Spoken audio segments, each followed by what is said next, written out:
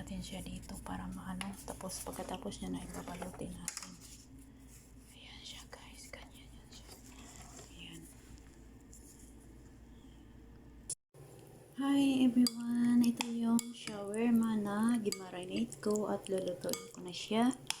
Ang nilagay ko dito ay yogurt, black pepper, garlic, olive oil and salt, little of cumin, and ano pa ba yun? Kahit ano, basta ano ang gusto ng amo nyo, lulutuin ko na siya guys. So ito na yun guys. Ang gagawin natin dito, brown natin siya. Ibig sabihin yung brown na talaga siya masyado, yun ibig sabihin ay luto na. So para ito pang shawarma. Ayun. Pero hindi pa siya na ano guys, mamaya na, maya. Ito naman ay magluto ako ng molokia. Yung molokia, ito yun siya, i-blender ko na ang molokia. So yan, dyan pilagay, pero yung manok hindi pa siya naluto guys. Yan. At saka magawa din ako ng garlic.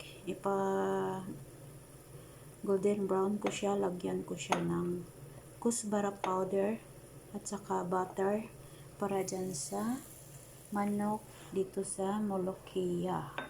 So yan siya guys, ito yung molokia.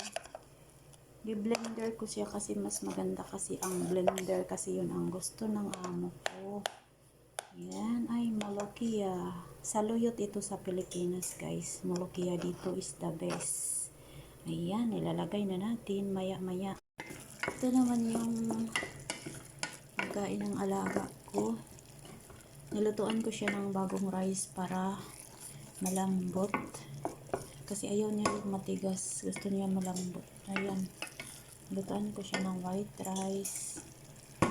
Kung gusto ng amo ko, meron naman doon na ano yung miseria. So ito yung para sa bata. Ito na yung molokia. Nilagay ko na siya. At anuin muna natin. Tapos magagawa tayo ngayon ng garlic. Ipa-golden brown natin. Tapos lagyan ng kusbara powder at butter. Tapos yun, ilagay natin dito. Ayan siya guys.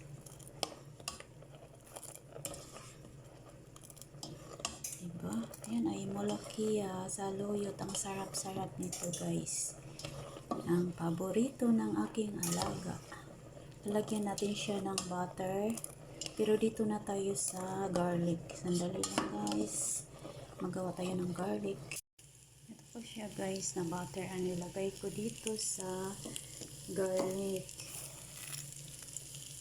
Gagawin ko siyang golden brown pagkatapos ilagay sa molokia. Ayan. Masarap siya guys pag nalagyan mo siya ng butter at saka itong kusbara powder. Ayan. Pag-brownin muna natin sandali.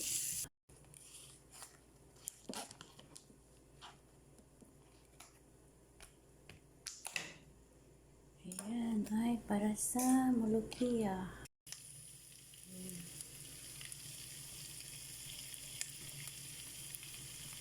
Lagyan ko siya ng kusbara powder para mas mabango.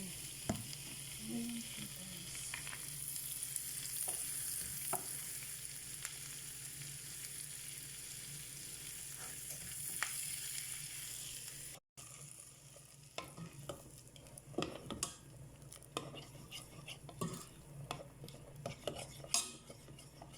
Ayan siya. Ilagay ko yung garlic. Ayan yung garlic. Nilagay ko.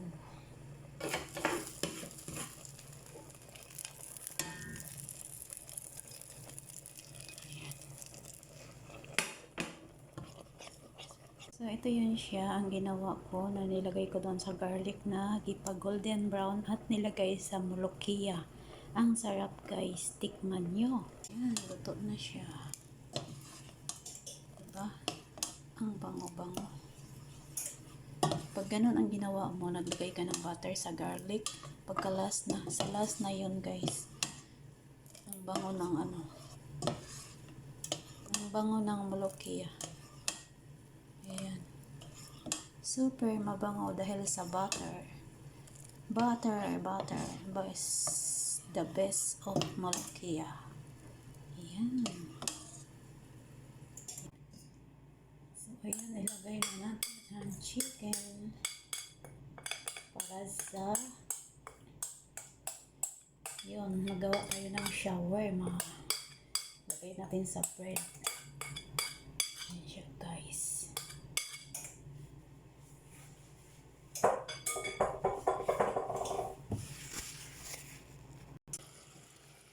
Alam niyo guys, pwede rin ninyong sabay-sabayin ang trabaho niyo dito sa pagluluto.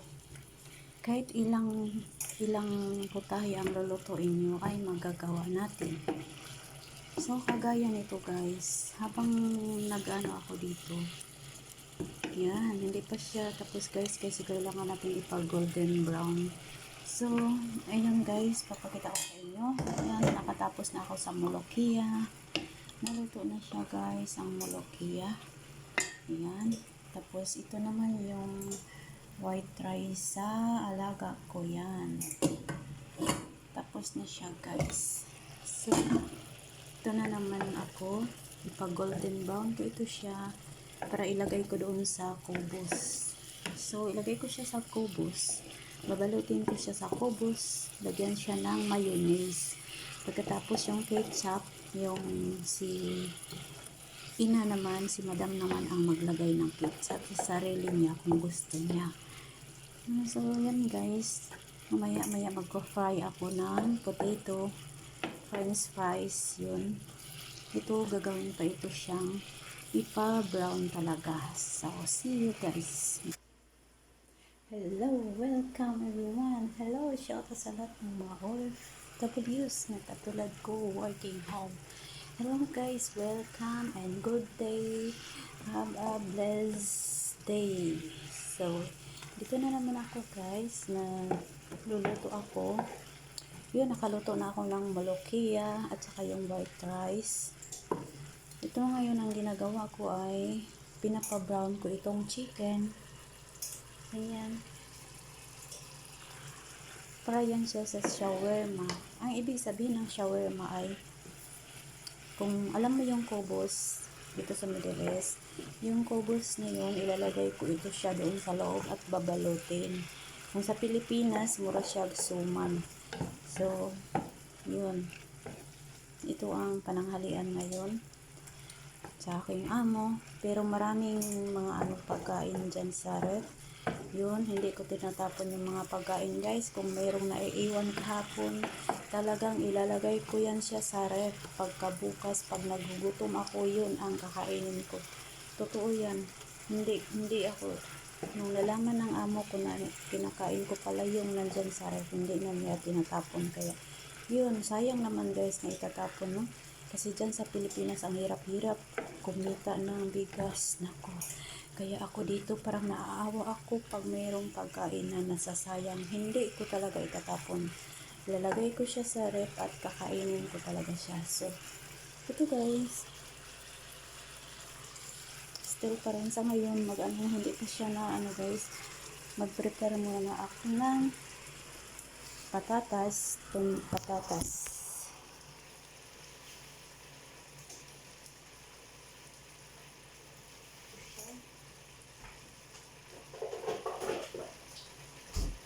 Barbalatan natin si patatas. Yan, patatas. Tama siguro ito kasi dalawa lang sila magkain. Sa bata rin iba yung sa kanya. Pero minsan gusto ng amo ko yung Molokia.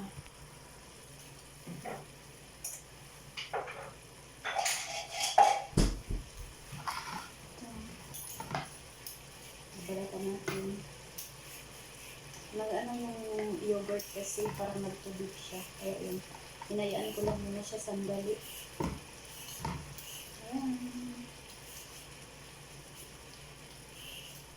Ito lang kakainin ng amo ko. Gusto rin talaga sila nito kasi french fries at saka yung Yung manok na ibabalot sa cubos, yun ay tinatawag na shawarma. Shawarma dito sa Middle East. Ayan siya guys. Yan. Hugasan natin siya mamaya. Ayan siya.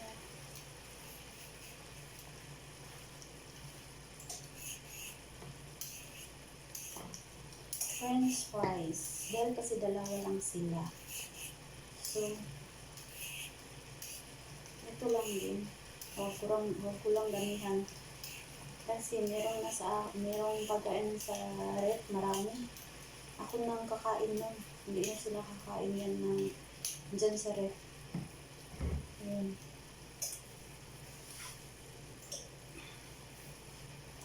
Ito lang kakainin nila ang shawarma.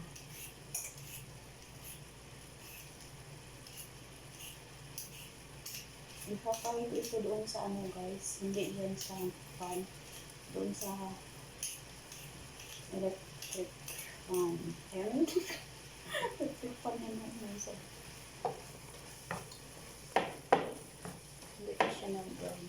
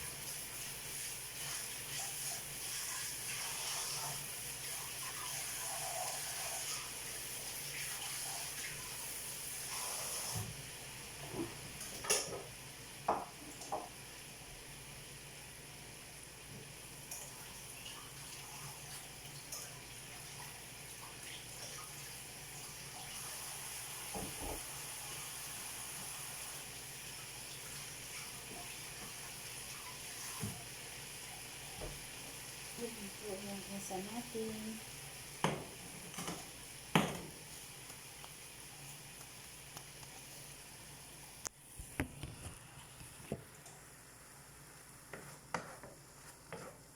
Dito talaga siya dito. Yan ang ulitin ko sa inyo.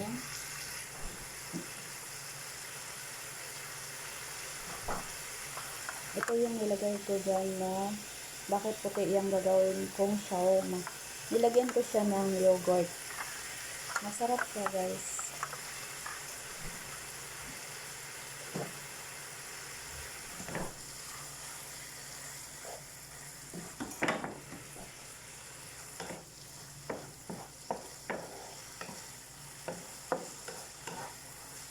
Ang importante dito, naluto na yung pagkain sa alaga ko. Ito, babalutin ko pa ito siya.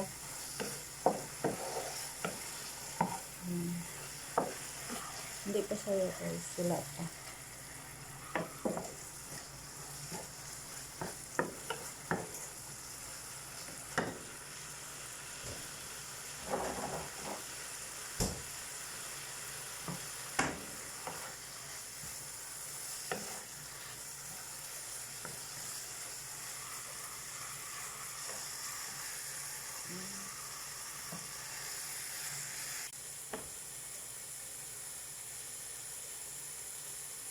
Ipasay natin siya.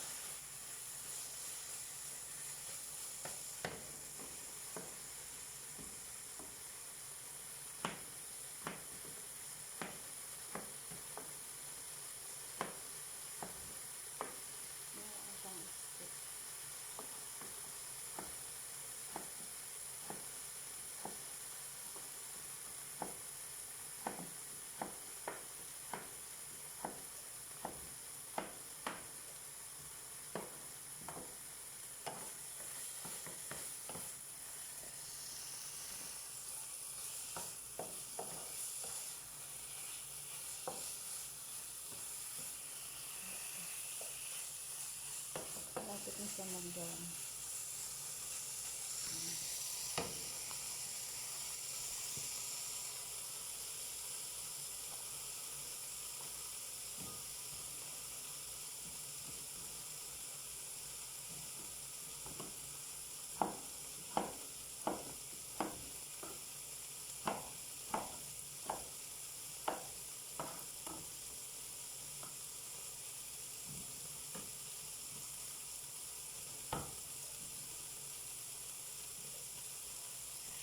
Malapit na siya mag-brown, guys. Ayan, patatas. Ayan, hiwain natin. Malapit na siya mag-brown. Matagal kaya siya, guys. Tapos tumubos mag-brown. Matagal siya. Ayan, hindi pa siya tapos. Kailangan pa talaga siyang brown kasi gusto ng amo ko yung brown. Ayan. Kulang pa siya. Ayan. Diba ito na yun? Ilalagay na natin siya sa kaubos. So, ayan siya guys. Ganito siya ka-brown. Ang gusto ng amo ko. Ayan, continue tayo kasi naluto na yung manok. Pa-fry natin siya.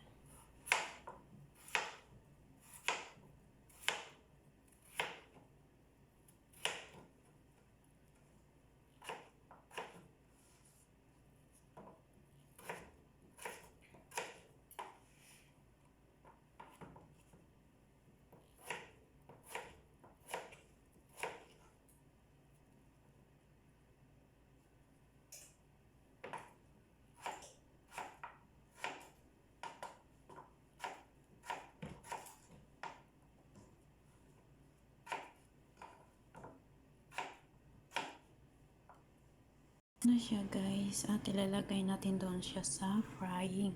Nilagyan ko siya ng oil at saka asin. Ayan, gagawin natin french fries.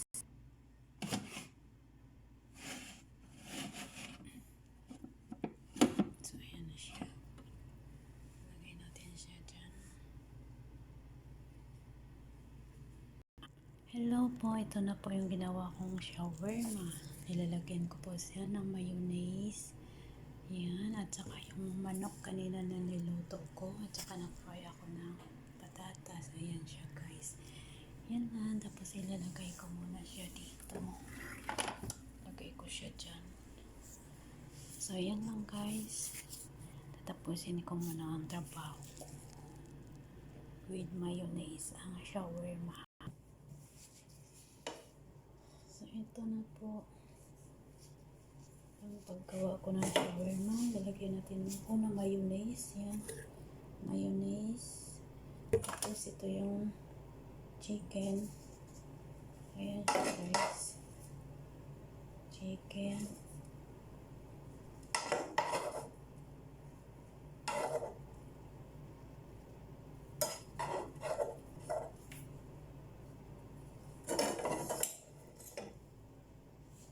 tapos lalagyan natin siya ng potato. Yung patatas kanina na i-fry natin, ilalagay natin dito.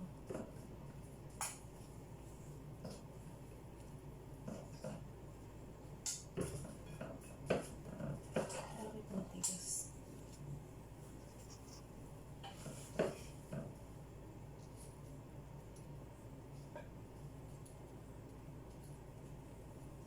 So ito na siya. Ganyan na yan siya mga sis. Mga sis, kung gusto nyong gayahin, ayan. Ayan siya. Ito yung shawarma. Diba? Yung manok na niluto ko. Ito na yun siya. Shawarma. So ayan na guys, ilalagay muna natin dito sa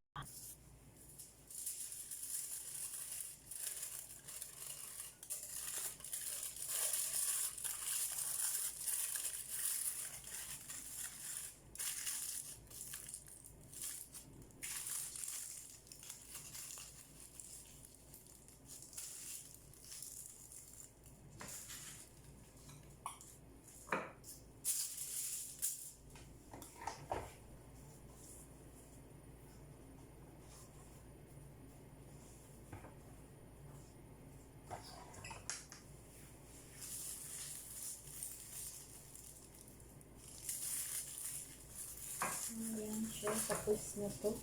Maghihintay tayo pag darating na yung amo natin.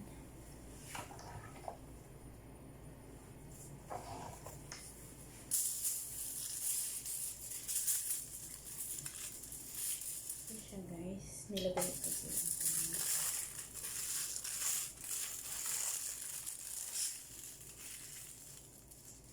Ayan. Ayan siya. So, ayan siya. Hindi pa tapos, meron pa doon. Maraming salamat sa pagpanood niyo po. Sana magustuhan niyo ito na video. Thank you.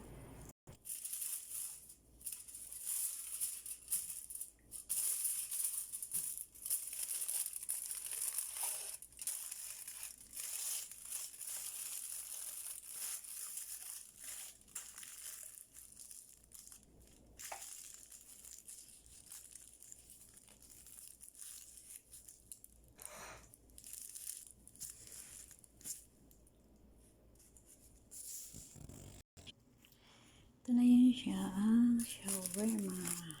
Ayan. Tapos na ang shawarma. Ayan siya.